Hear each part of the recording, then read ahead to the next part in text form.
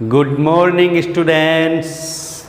बच्चों, हम पढ़ रहे हैं सरफेस केमिस्ट्री, पृष्ठीय रसायन, और इसमें आज का हमारा टॉपिक है कोलाइड बनाने की विधियां, प्रिपरेशन मेथड ऑफ कोलाइड्स।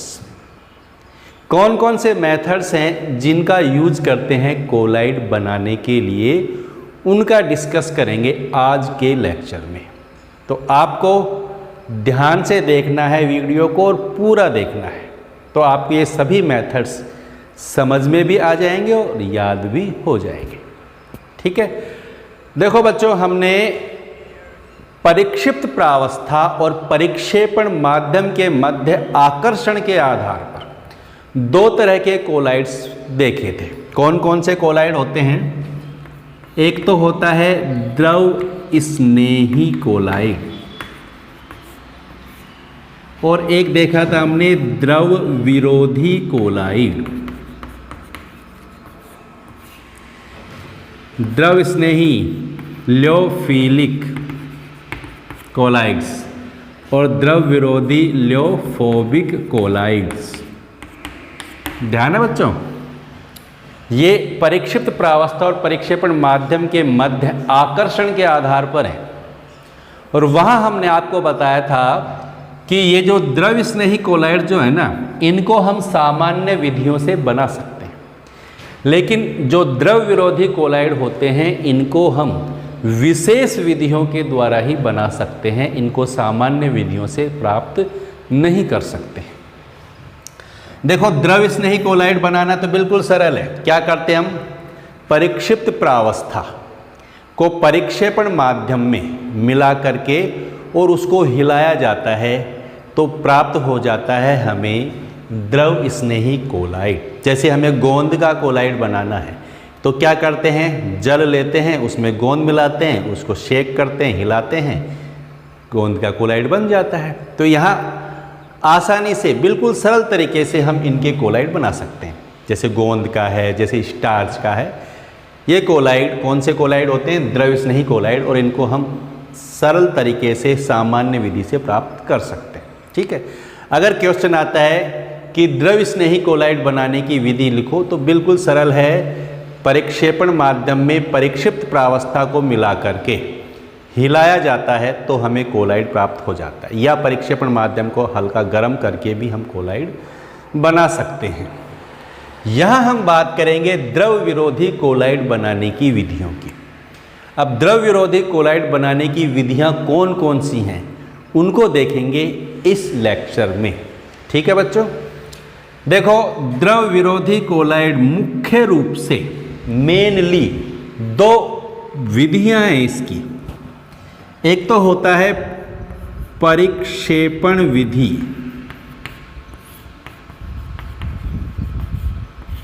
परिक्षेपण विधि जिसको बोलते हैं डिस्पर्सन मेथड,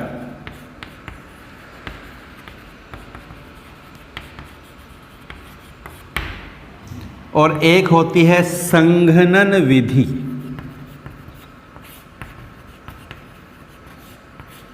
जिसको बोलते हैं कंडेंसेशन मेथड।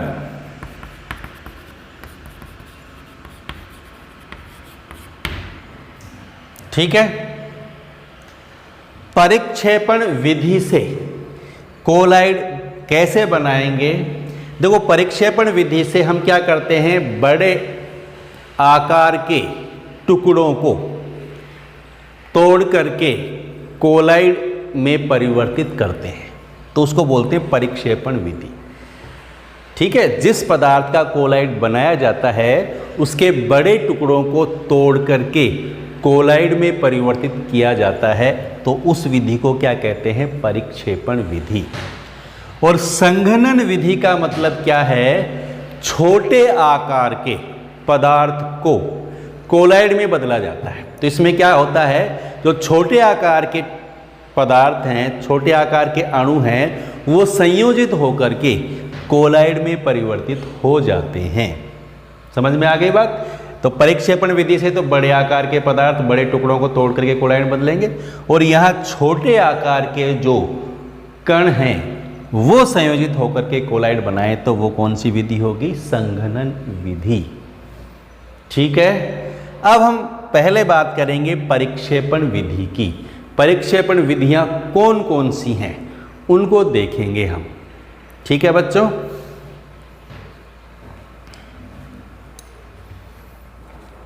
परिक्षेपण विधियां दो हैं, यहां पर हम दो परिक्षेपण विधियां देखेंगे। एक तो देखेंगे हम यांत्रिक परिक्षेपण,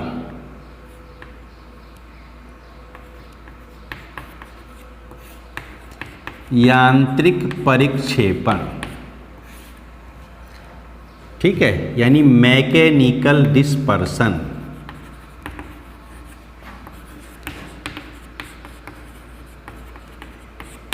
ठीक, और दूसरी देखेंगे हम वैद्युत परिक्षेपण।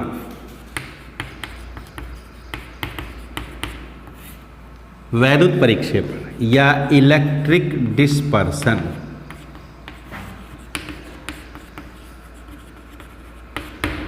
ठीक है, वैद्युत परिक्षेपण इलेक्ट्रिक डिस्पर्सन को बोलते हैं ब्रैडिग आर्क विधि।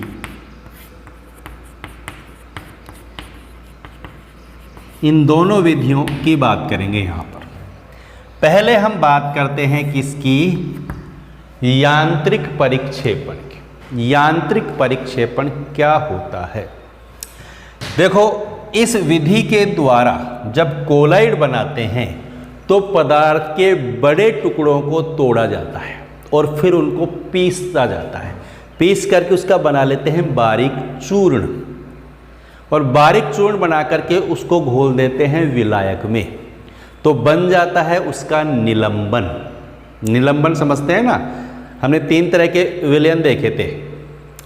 एक निलंबन देखा था, एक कोलाइड देखा था, और एक वास्तविक विलयन देखा था। निलंबन जिसमें कणों का आकार ज़्यादा बड़ा होता है।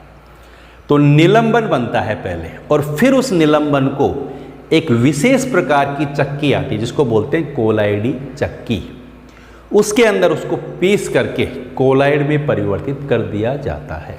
देखो, तो यांत्रिक परिक्षेपण में क्या करते हैं, बड़े टुकड़े होते हैं पदार्थ के। ठीक है, बड़े टुकड़े हैं पदार्थ के, उन बड़े बड़े टुकड़ों को पीस करके क्या बना लेंगे हम, उसका चूर्ण बना लेंगे। और चूर्ण बनाने के बाद इस चूर्ण को किसी विलायक में घोल करके क्या बना लेंगे, उसका निलंबन। और फिर इस निलंबन को पीसते हैं किसमें, एक चक्की आती है कोलाइडी चक्की, जिसमें इसको पीसते हैं तो हमें प्राप्त हो जाता है इसका कोलाइड।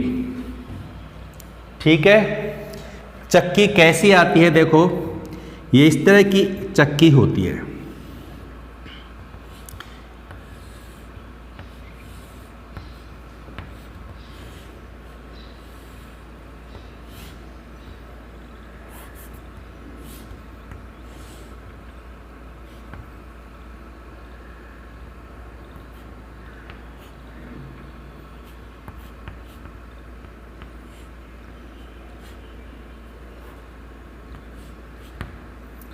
ठीक है, इस तरह की चक्की होती है ये।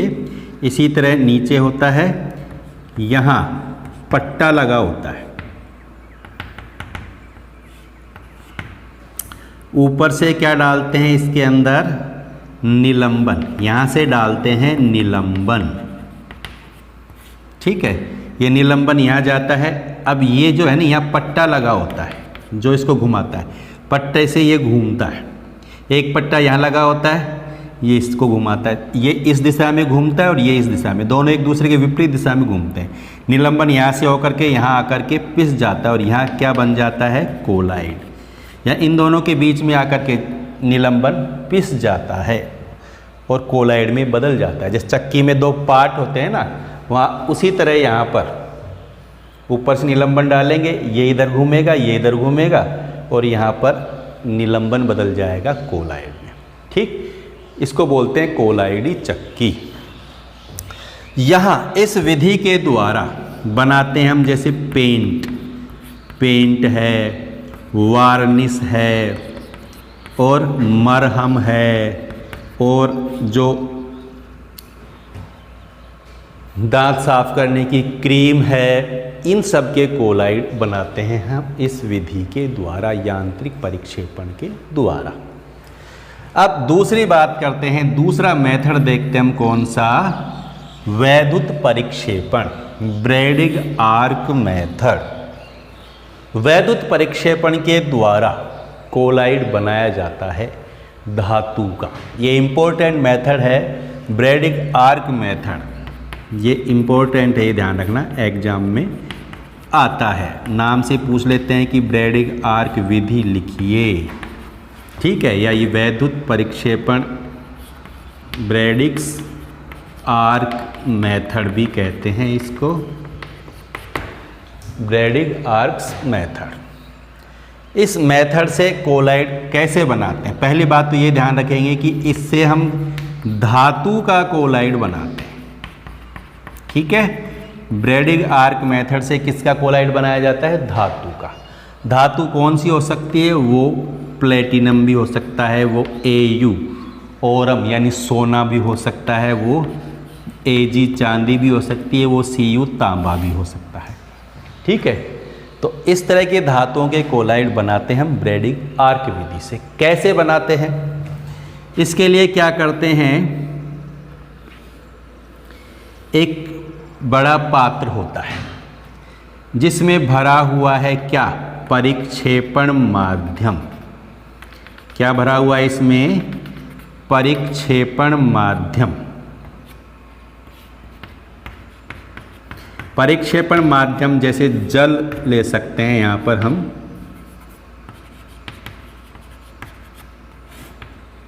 ठीक है। और इसको रखा गया है एक दूसरे पात्र के अंदर जिसमें भरी होती है क्या, बर्फ।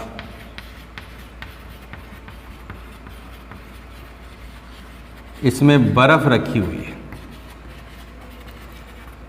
आइस रखी हुई है, ठीक है। बर्फ क्या करती है, इस परिक्षेपण माध्यम को ठंडा रखती है। अब हमें धातु का कोलाइड बनाना है, जिस भी धातु का कोलाइड बनाना है हमें उस धातु की छड़ लेते हैं। जैसे हमें सोने का कोलाइड बनाना है तो हम सोने की छड़ ले लेते हैं।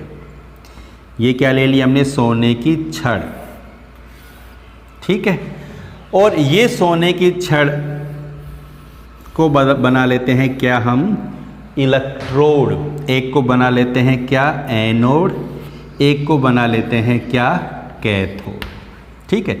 ये क्या है, धातु की छड़ है, ये भी और ये भी धातु की क्या है, ये छड़, जिनके क्या बनाए हमने, इलेक्ट्रोड बना दिया, ठीक है।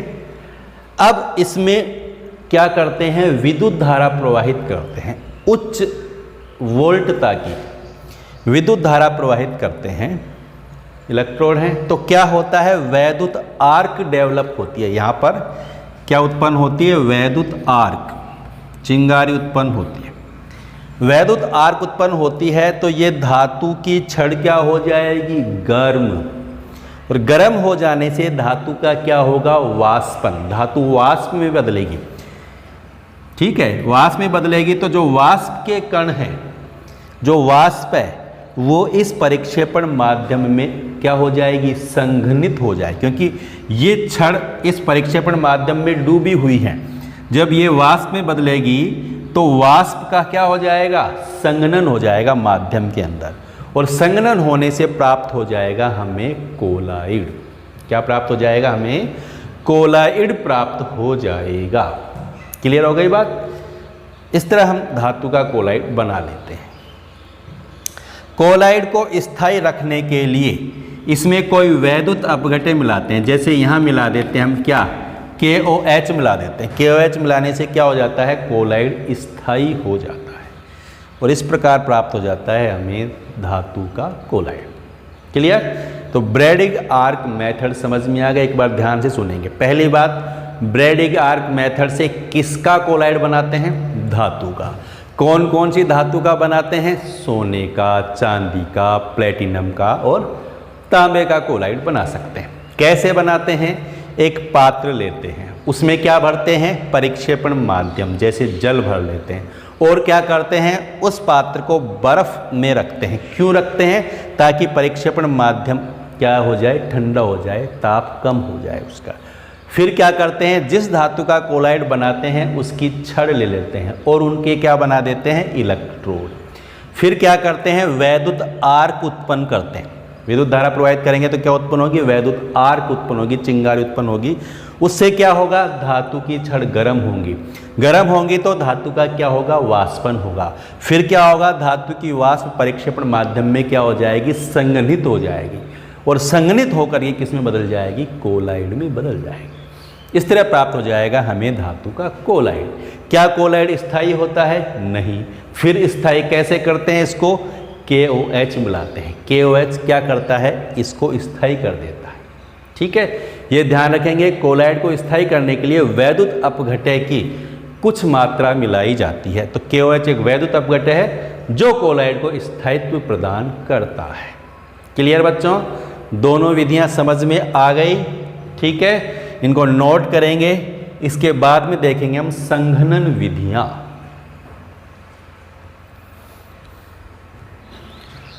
संघनन विधियां की बात करेंगे अब हम।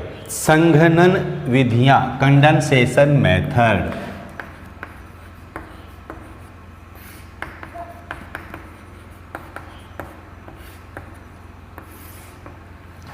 देखो, संघनन विधि का मतलब हमने समझा कि छोटे आकार के कण होते हैं पदार्थ के, वो संयोजित होकर के पास पास आकर के कोलाइड का निर्माण कर लेते हैं। अब संघनन विधियां कौन कौन सी हैं? इसमें पहले हम बात करेंगे रासायनिक विधियों के द्वारा, रासायनिक अभिक्रियाओं के द्वारा कोलाइड का निर्माण किया जाता है, तो उसको बोल देते हैं अपन रासायनिक विधि। पदार्थों के बीच रासायनिक अभिक्रियाएं होती हैं जिससे कोलाइड प्राप्त होता है। अपचयन के द्वारा, ऑक्सीकरण के द्वारा, उभय अपघटन के द्वारा और जल अपघटन के द्वारा कोलाइड बनाते हैं। तो इनको देखेंगे हम। पहले बात करते हैं हम अपचयन की। अपचयन के द्वारा कोलाइड बनाते हैं।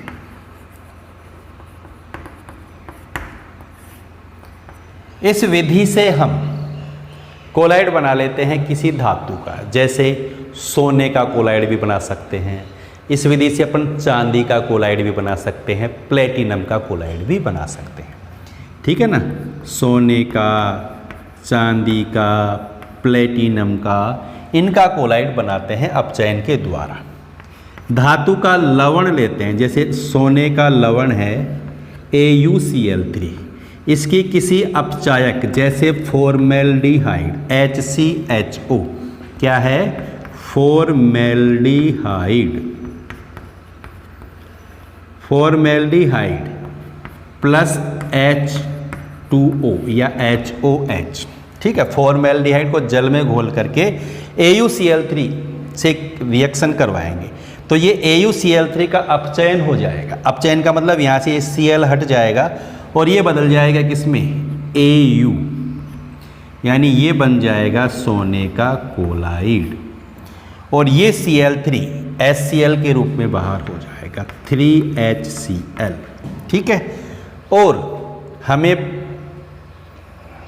ये जो HCHO है ये कन्वर्ट हो जाएगा किसमें, HCOOH में, और प्राप्त हो जाएगा हमें क्या, सोने का कोलाइड। समझ में आ गई बच्चों? तो AuCl3 का फॉर्मेल्डिहाइड के द्वारा अपचयन हो जाता है तो प्राप्त हो जाता है सोने का कोलाइड। अपचयन हो रहा है AuCl3 का, Cl हट गया और प्राप्त हो गया हमें Au। इस अभिक्रिया में क्या हो रहा है, जल के 3H तो ये और 3H ये, 3 ही ये हैं, 3 ही, कितने H हो गए, 6H। कितने Cl है, 6Cl, तो कितने HCl बाहर हो जाएंगे, 6Cl।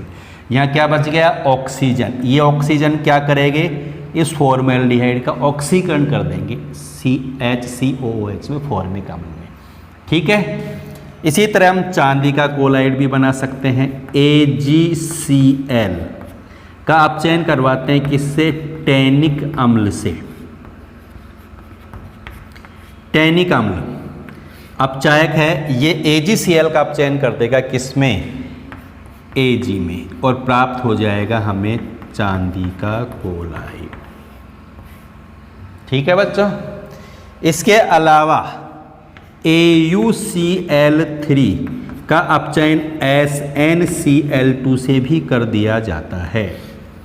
SnCl2 भी AuCl3 का अपचयन कर देता है। यहाँ से Cl हट जाएंगे और ये Cl यहाँ आकर के जुड़ जाएंगे, तो ये AuCl3 तो बदल जाएगा किसमें, Au में, और ये SnCl2 बदल जाएगा किसमें, SnCl4 में। ठीक है, SnCl2 किस में कन्वर्ट हो गया, SnCl4 में।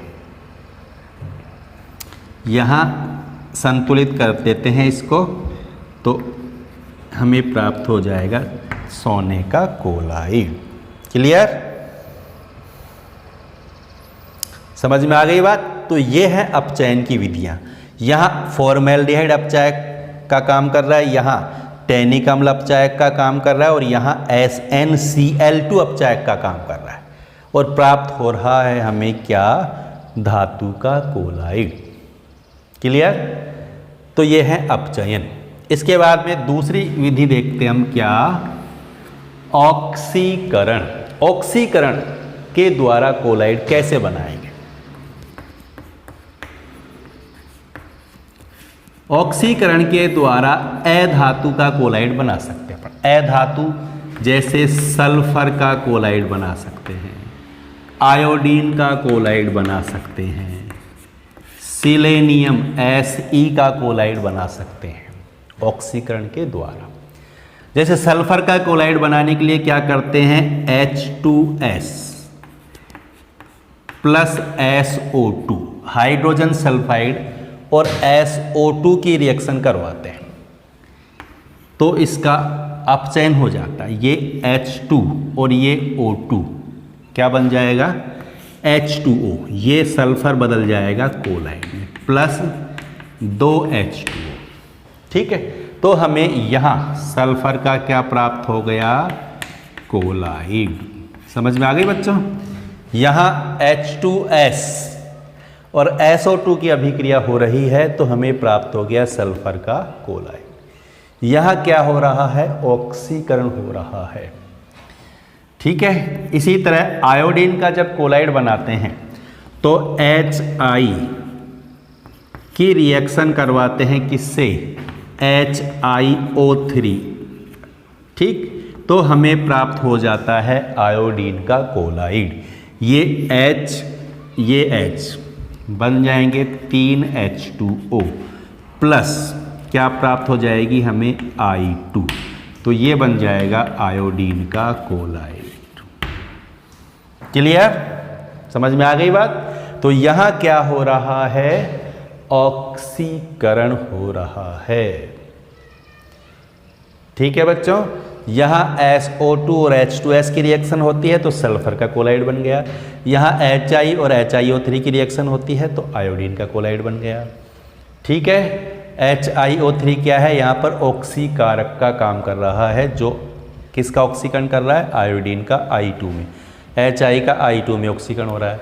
यहाँ H2S का सल्फर में ऑक्सीकरण हो रहा है। ये SO2 किसका काम कर रहा है, यहाँ पर ऑक्सीकारक का काम कर रहा है। ठीक है, तो समझ में आ गई बात। इस तरह हम बना लेते हैं ऑक्सीकरण अभिक्रिया के द्वारा कोलाइड। इसके अलावा उभय अपघटन विधि से भी हम कोलाइड बना सकते हैं। उभय अपघटन विधि से कैसे बनाएंगे हम कोलाइड, इसको नोट कर सकते हैं आप अपनी नोटबुक में।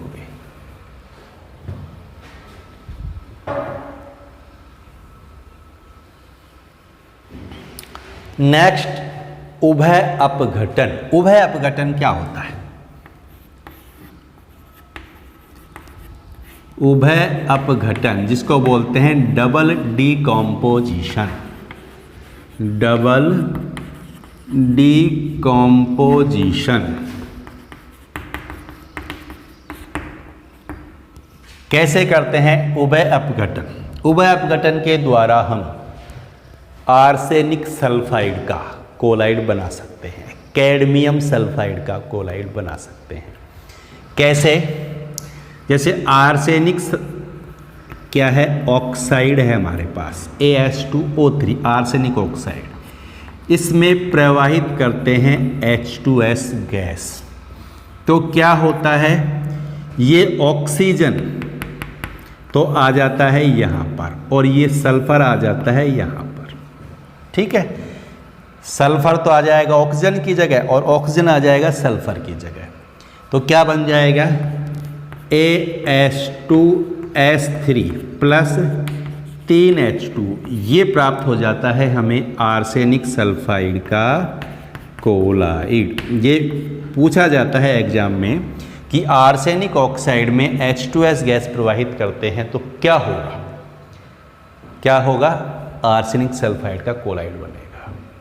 और इस विधि का क्या नाम है, उभय अपघटन, ठीक है। जैसे CDO प्लस H2S, ठीक, तो यहाँ O इधर S इधर, तो बन जाएगा हमें क्या, CDS का कोलाइड प्लस H2O, तो हमें CDS कैडमियम सल्फाइड का कोलाइड प्राप्त होता है। इसके अलावा इससे हम धातु जैसे चांदी के हैलाइडों के कोलाइड बना सकते हैं। AgX का कोलाइड बनाएंगे, जैसे AgNO3 है, इसकी रिएक्शन करवाएंगे KX पोटेशियम हैलाइड से, तो यहाँ AgNO3 का जो NO3 वो तो इधर आ जाएगा और इसका X यानी हैलोजन इधर आ जाएगा, तो हमें क्या प्राप्त हो जाएगा, AgX प्लस KNO3। इस तरह चांदी के हैलाइड, सिल्वर हैलाइड का क्या प्राप्त हो जाएगा, हमें कोलाइड। समझ में आ गई बात। AgNO3 की KX से रिएक्शन होती है तो AgX का कोलाइड प्राप्त हो जाएगा। X की जगह कोई हैलोजन हो सकती है, यहाँ आयोडीन है तो AgI का कोलाइड बन जाएगा, Cl है तो AgCl का कोलाइड बन जाएगा, Br है तो AgBr का कोलाइड प्राप्त हो जाएगा। इस मेथड को बोलते हैं उभय अपघटन। समझ में आ गया, कोई दिक्कत नहीं है। तो इस मेथड के द्वारा हमने बनाए किस किस के कोलाइड, आर्सेनिक सल्फाइड का, कैडमियम सल्फाइड का और सिल्वर हैलाइड के कोलाइड बना सकते हैं हम इस विधि के द्वारा। नेक्स्ट है जल अपघटन, हाइड्रोलाइसिस। जल अपघटन, जल अपघटन हाइड्रोलाइसिस। हाइड्रोलाइसिस से हम किसी धातु हाइड्रोक्साइड का कोलाइड बना सकते हैं। किसका कोलाइड बनाएंगे, धातु हाइड्रोक्साइड का, जैसे ferric hydroxide FeOH whole thrice के कोलाइड बनाएंगे इस विधि से। कैसे बनाएंगे, फेरिक क्लोराइड FeCl3, इसकी रिएक्शन करवाते हैं किसके साथ, जल के साथ। जल से रिएक्शन होगी तो जल अपघटन होगा। इस रिएक्शन में क्या होगा, यहाँ से Cl और यहाँ से H, क्या बनेगा, HCl प्लस Fe और OH होल थ्राइस, ठीक। तो क्या बन गया, ये फेरिक हाइड्रोक्साइड का कोलाइड। किसका कोलाइड बन गया, फेरिक हाइड्रोक्साइड का कोलाइड प्राप्त हो गया, ठीक है। तो इस तरह धातु हाइड्रोक्साइडों के कोलाइड बनाने हैं हमें, तो हम जल अपघटन करवा देंगे उसके लवण का। जैसे फेरिक क्लोराइड का जल अपघटन करवा दिया तो प्राप्त हो गया फेरिक हाइड्रोक्साइड का। एल्यूमिनियम क्लोराइड का करवाएंगे जल अपघटन तो बन जाएगा एल्यूमिनियम हाइड्रोक्साइड का कोलाइड। क्लियर हो गए बच्चों। तो ये सभी कहलाती हैं रासायनिक विधियां, जो संघनन विधि का एक प्रकार है, ठीक है।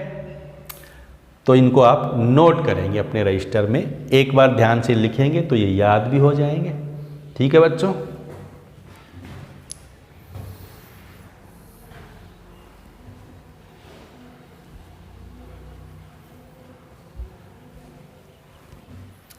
इसके बाद में नेक्स्ट मेथड देखते हैं हम, पेप्टाइजेशन, पेप्टीकरण के द्वारा किस प्रकार से बनाते हैं कोलाइड।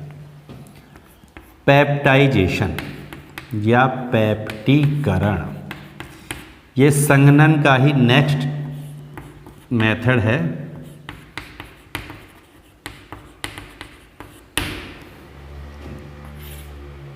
पेप्टाइजेशन, पेप्टीकरण का मतलब क्या है? इस मेथड से हम किसी पदार्थ के ताजा अवक्षेप का कोलाइड बनाते हैं, ताजा अवक्षेप प्राप्त करते हैं किसी भी पदार्थ का और उसको कोलाइड में परिवर्तित कर सकते हैं पेप्टाइजेशन से, पेप्टीकरण से। जैसे हमें फेरिक हाइड्रोक्साइड का कोलाइड बनाना है तो फेरिक हाइड्रोक्साइड का क्या लेते हैं? ताजा अवक्षेप लेते हैं, ताजा प्रेसिपिटेट लेते हैं, इसका ताजा अवक्षेप लेकर के और क्या करते हैं? इसमें कुछ मात्रा में वैद्युत अपघटय पदार्थ मिलाते हैं। जैसे इसका कोलाइड बनाएंगे तो FeCl3 वैद्युत अपघटय मिला देंगे इसमें और फिर क्या करेंगे? उसको परिक्षेपण माध्यम में मिलाएंगे। परिक्षेपण माध्यम जैसे जल में इनको मिला करके और फिर इनको हिला देंगे तो प्राप्त हो जाएगा हमें कोलाइड। सिंपल मेथड है, ठीक। क्या ध्यान रखना है कि पेप्टीकरण से किसका कोलाइड बनाएंगे? किसी भी पदार्थ के ताजा अवक्षेप का कोलाइड बनाएंगे। कैसे बनाएंगे? ताजा अवक्षेप को मिलाएंगे किसी वैद्युत अपघटय में और फिर उसको मिलाएंगे परिक्षेपण माध्यम में और क्या कर देंगे? हिला देंगे। उसको हिलाएंगे तो बन जाएगा उसका कोलाइड। ठीक है बच्चों, यहाँ जैसे हम फेरिक हाइड्रोक्साइड का कोलाइड बना रहे हैं तो फेरिक हाइड्रोक्साइड का ताजा अवक्षेप लेकर उसमें थोड़ी मात्रा फेरिक क्लोराइड, उसका जो वैद्युत अपघटय है आयरन का ही फेरिक हाइड्रोक्साइड है और आयरन का ही यानी फेरिक क्लोराइड ही क्या है? वैद्युत अपघटय है। थोड़ी मात्रा लेकर के उसको मिला देंगे जल के अंदर और बना लेंगे कोलाइड। यहाँ ये फेरिक क्लोराइड क्यों मिलाया जाता है? इसका क्या काम है? तो फेरिक क्लोराइड क्या करता है? यहाँ इस कोलाइड को स्थायित्व प्रदान करता है। इसको बोलते हैं पेप्टाइजिंग एजेंट। क्या कहते हैं इसको? पेप्टीकारक। ये जो वैद्युत अपघटय मिलाया जाता है इसको बोलते हैं पेप्टीकारक। ये क्या करता है? कोलाइड को स्थायित्व प्रदान करता है। कैसे? जैसे ये फेरिक हाइड्रोक्साइड का कोलाइड है, FeOH का होल थ्राइस का क्या है? ये कोलाइड है। FeCl3 से कौन से आयन प्राप्त होंगे? Fe+3 आयन प्राप्त होंगे। जब कोलाइड बनाएंगे तो ये Fe+3 आयन फेरिक हाइड्रोक्साइड पर क्या हो जाते हैं? अधिशोषित हो जाते हैं। Fe+3 आयन यहाँ क्या हो गए? अधिशोषित हो जाते हैं, जिससे इस कोलाइड पर धनावेश आ जाता है। जितने भी फेरिक हाइड्रोक्साइड के कोलाइडी कण हैं वो सब धनावेशित हो जाएंगे और कोलाइड क्या हो जाएगा? स्थायी हो जाएगा। क्लियर? तो ये ध्यान रखेंगे। ठीक है बच्चों, फेरिक क्लोराइड यानी जो भी वैद्युत अपघटय मिलाया जाता है वो क्या है? पेप्टीकारक। क्या काम करता है? वो कोलाइड को स्थायित्व प्रदान करता है। ठीक। नेक्स्ट मेथड देखें हम, सिंपल मेथड है। नेक्स्ट मेथड क्या है? विलायक विनिमय के द्वारा।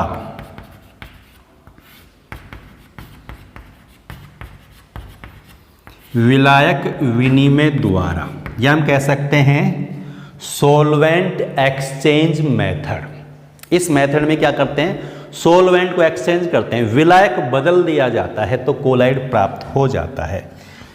कैसे?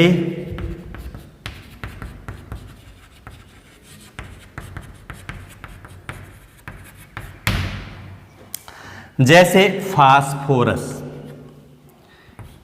सल्फर, रेजिन, ये एल्कोहल में ज़्यादा विलय होते हैं। किसकी तुलना में? जल की तुलना में।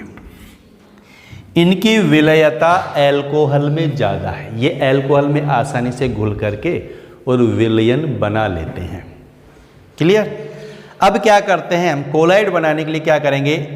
जैसे फास्फोरस का कोलाइड बनाना है तो फास्फोरस को एल्कोहल में घोल करके और उसका क्या बना लेंगे? विलयन बना लेंगे। ये जो विलयन बनेगा ना, ये ट्रू सॉल्यूशन होगा, वास्तविक विलयन होगा। जैसे हमने क्या किया, जल ले लिया, जैसे हमने क्या ले लिया, एल्कोहल, और एल्कोहल में मान लीजिए हमें फास्फोरस का कोलाइड बनाना है तो क्या मिला दिया, फास्फोरस। तो यहाँ पर फास्फोरस भी है और एल्कोहल। अब ये ट्रू सॉल्यूशन बन गया। अब क्या करते हैं, इसमें जल का आधिक्य मिलाते हैं, या इसको हम जल से भरे पात्र में डाल देते हैं। यहाँ क्या भरा हुआ है, जल भरा हुआ है। तो अब इस जल को, इस कोलाइड, इस विलयन को इस जल के अंदर डाल देंगे। अभी ये कोलाइड नहीं है, यहाँ पर ये वास्तविक विलयन है। एल्कोहल में ये पूर्ण घुल गया ढंग से, तो ये वास्तविक विलयन बना है। अब इसको हमने क्या किया, जल में मिला दिया। जल ज़्यादा मात्रा में है, जब इसको मिला देंगे यहाँ पर तो प्राप्त हो जाएगा हमें कोलाइड। क्लियर। यहाँ विलायक कौन है, एल्कोहल, लेकिन जब इसको जल में डालेंगे तो विलायक कौन हो जाएगा, यहाँ पर जल। विलायक एक्सचेंज हो गया, अब यहाँ विलायक जल हो गया, और ये जो कण हैं ये बदल जाएंगे कोलाइड के अंदर। यहाँ तो ये सामान्य विलयन है, वास्तविक विलयन है, लेकिन जब इसको जल में मिलाएंगे तो ये कण पास पास आकर के कोलाइड का आकार ग्रहण कर लेंगे और कोलाइड प्राप्त हो जाएगा। क्लियर। इस मेथड को बोलते हैं विलायक विनिमय या सोलवेंट एक्सचेंज मेथड। समझ में आ गया, बिल्कुल सरल मेथड है। इसके बाद में नेक्स्ट मेथड क्या है, वाष्प विनिमय के इसके बाद में नेक्स्ट मेथड क्या है, किसी भी पदार्थ की वाष्प के संघनन के द्वारा। जैसे कोई पदार्थ उसकी वाष्प है, उसका संघनन करते हैं, यानी उसको द्रव के अंदर प्रवाहित करते हैं तो उसका संघनन हो जाएगा और उसका क्या प्राप्त हो जाएगा, हमें कोलाइड। ठीक है। तो नेक्स्ट मेथड है किसी पदार्थ की वाष्प के संघनन द्वारा, किसी पदार्थ की वाष्प के संघनन द्वारा। ठीक है बच्चों। क्या करते हैं, जैसे मैंने बताया पदार्थ को गर्म करते हैं, उबालते हैं तो उसकी वाष्प बन जाती है, फिर उसकी वाष्प को द्रव के अंदर जैसे जल के अंदर प्रवाहित कर देते हैं तो वहाँ पर उसका क्या हो जाता है, संघनन हो जाता है और प्राप्त हो जाता है हमें उसका कोलाइड। जैसे इस विधि से बनाते हैं पारा, यानी मरकरी का कोलाइड बना सकते हैं इस विधि के द्वारा। समझ में आ गई। तो ये सारी विधियां थी कोलाइड बनाने की। ये कोलाइड बनाने के मेथड्स थे जो आपको समझ में आ गए होंगे। ठीक है। ध्यान से अगर वीडियो को देखेंगे तो ये सभी मेथड आपको समझ में भी आ जाएंगे और याद भी हो जाएंगे। ठीक है। तो वीडियो को ध्यान से देखना है, पूरा देखना है, कंसंट्रेट होकर के देखना है। अब बात करेंगे इसके बाद में हम कोलाइड के शोधन की, प्योरिफिकेशंस ऑफ कोलाइड। देखो बच्चों, हमने इन विधियों के द्वारा कोलाइड प्राप्त कर लिया, लेकिन यहां जो कोलाइड हमें प्राप्त हो रहा है उस कोलाइड में विभिन्न पदार्थों की अशुद्धियां पाई जाती हैं। इसके अलावा इनमें वैद्युत अपघटय पदार्थ की भी अशुद्धियां होती हैं।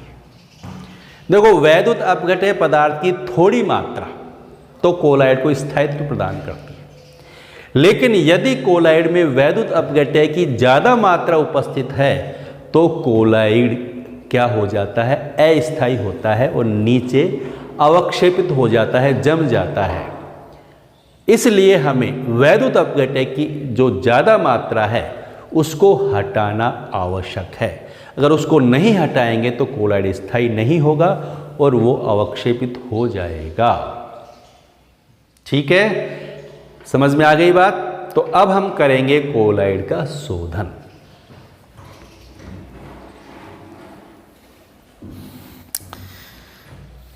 शोधन करें कोलाइड का, शोधन,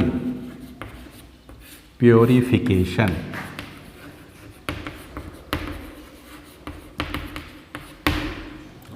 शोधन कैसे करते हैं? शोधन की हम यहाँ 3 विधियां देखेंगे और बिल्कुल सरल विधियां हैं। बस क्या करना है, आपको ध्यान से देखना है। ठीक है। पहली विधि देखें हम, अपोहन। अपोहन, अपोहन क्या होता है? देखो हमने जब शुरुआत में कोलाइड की बात की थी तो कोलाइड में हमने देखा था कि कोलाइड जो होते हैं ना वो जांतव झिल्ली में से, कोशिका झिल्ली में से क्या नहीं होते, विसरित नहीं होते हैं कोलाइडी कण। ठीक है, कोलाइडी जो कण होते हैं वो कोशिका झिल्ली में से, जांतव झिल्ली में से विसरित नहीं होते। और जो अशुद्धियां हैं वैद्युत अपघट्य पदार्थ की वो उसमें से विसरित हो जाती हैं, ये ध्यान रखना।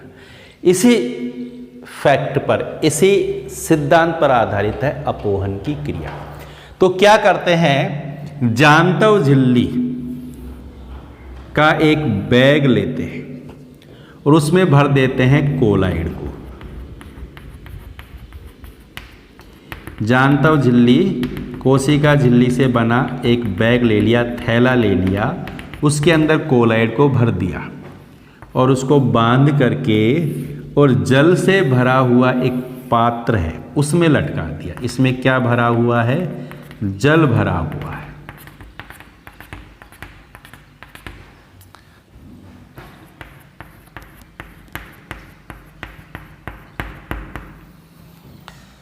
इसमें भरा हुआ है क्या, कोलाइड। और ये क्या है, यहां पर जल। अब ऊपर से इसमें जल डालते हैं, ठीक है।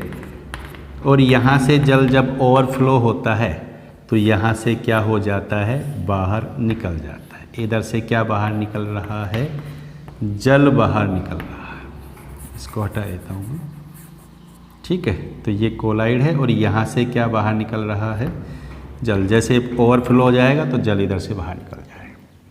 अब क्या करते हैं हम, समझ में आ गया, ये अपोहन की क्रिया का डायग्राम है। क्या किया हमने, कोलाइड को जांतव झिल्ली से बने हुए बैग में भर दिया और उसको यहाँ पर लटका दिया। कहाँ पर, जल से भरे पात्र में। तो क्या होता है, इसमें उपस्थित जो वैद्युत अपघट्य पदार्थ की अशुद्धियाँ हैं वो विसरित हो जाती हैं और विसरित होकर के जल के अंदर आती हैं और बाहर निकल जाती हैं और कोलाइडी कण बैग में ही रहते हैं। इस प्रकार कोलाइड का क्या हो जाता है, शोधन हो जाता है। क्लियर हो गई बात, सिंपल सी बात है। मैंने क्या कहा, कौन सी विधि पर, कौन से फैक्ट पर आधारित है ये, कि कोलाइडी कण जांतव झिल्ली, कोशिका झिल्ली में से विसरित नहीं होते, लेकिन अशुद्धियां और वैद्युत अपघट्य पदार्थ उसमें से विसरित हो जाते हैं। बस क्या करते हैं, हम इनको भर करके जल से भरे पात्र में लटका देंगे। अशुद्धियां और वैद्युत अपघट्य पदार्थ तो विसरित होकर के जल में आ जाएंगी, कोलाइडी कण वहीं पर ही रह जाएंगे। इस तरह कोलाइड का हो जाएगा शोधन। अब दूसरी विधि है वैद्युत अपोहन।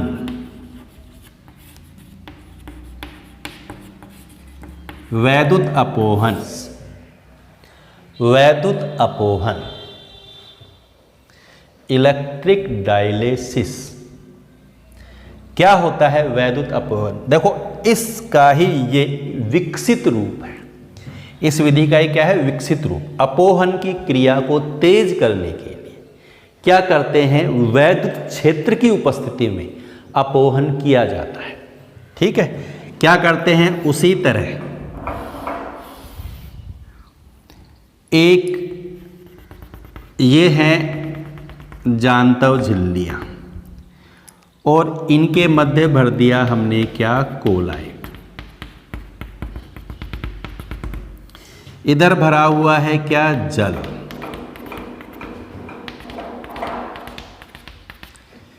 ये जांतव झिल्ली है दोनों तरफ, इसमें भरा हुआ है कोलाइड, इधर भर दिया जल और इधर लगा दिए क्या, इलेक्ट्रोड।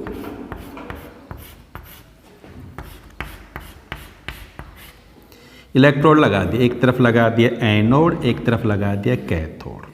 ठीक है, अब क्या होता है, जब विद्युत धारा प्रवाहित करते हैं तो इसमें उपस्थित वैद्युत अपघट्य पदार्थ के जो आयन है वो तेजी से बाहर निकलते हैं। क्यों निकलते हैं तेजी से बाहर, देखो इसमें धनायन भी है प्लस और ऋणायन भी है माइनस। वैद्युत अपघट्य पदार्थ धनायन और ऋणायनों से ही बना होता है। तो उसमें धनायन भी है ऋणायन भी है, ये बाहर निकलते हैं। चूंकि वैद्युत क्षेत्र होने के कारण धनायन तो किसकी तरफ आकर्षित होते हैं, कैथोड की तरफ, ऋणायन किसकी तरफ आकर्षित होते हैं, एनोड की तरफ। तेजी से बाहर निकलेंगे, क्योंकि इनको आकर्षित करेगा तो ये तेजी से बाहर निकल लेंगे और अपवहन की क्रिया तेज हो जाएगी, कोलाइड का अपवहन जल्दी हो जाएगा। यहाँ समय ज़्यादा लगता है, यहाँ समय कम लगता है। ठीक है, ये इसका विकसित रूप है, ये ध्यान रखना। वैद्युत क्षेत्र की उपस्थिति में करवाया हमने कोलाइड का शोधन, क्रिया हो गई तेज। कैसे करवाया, ये लगी हुई हैं झिल्लियाँ, जानता झिल्ली, और इसके मध्य भरा हुआ है कोलाइड, इधर भरा हुआ है जल, इधर भरा हुआ है जल, ठीक है, और इधर भरा हुआ है कोलाइड। तो इसमें जो कोलाइड के अंदर जो वैद्युत अपघटय पदार्थ के आयन हैं वो तेजी से बाहर निकलते हैं और कोलाइड का हो जाता है शोधन। क्लियर बच्चों? अब नेक्स्ट मेथड है अति सूक्ष्म निस्यंदन।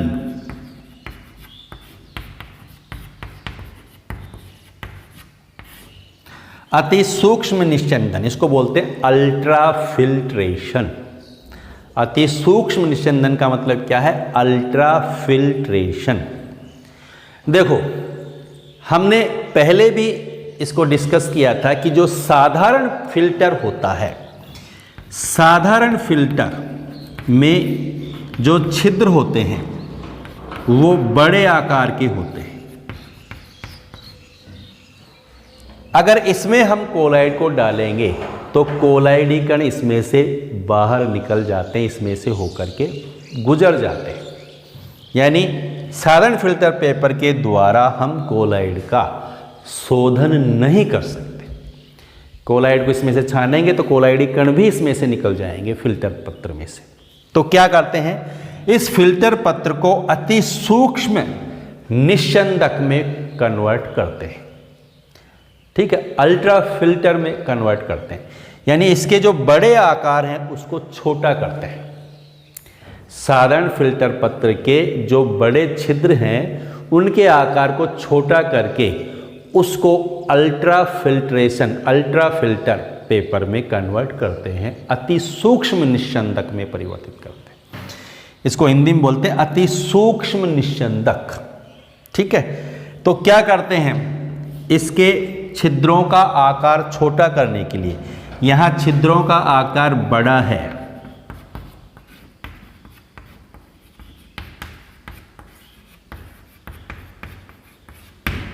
ठीक, तो छिद्रों का आकार क्या करना है, छोटा। छोटा करने के लिए क्या करते हैं, साधारण फिल्टर पेपर को जिलेटिन के विलयन में डुबोते हैं, या आता है कोलोडियन विलयन। कोलोडियन के विलयन में इसको डुबोया जाता है।